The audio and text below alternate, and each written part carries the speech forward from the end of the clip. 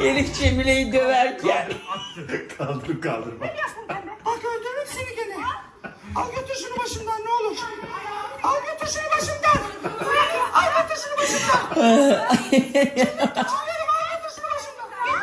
Mutfağa götür abla ne olur mutfağa götür. Allah aşkına az önce geri alsana. ABMO. Anne ben manyak oldum diye bir format mı değiştirdin? Karate, tekvando, judo, Amerikan güreşi, ayıklı sumo. Banu dağıttı.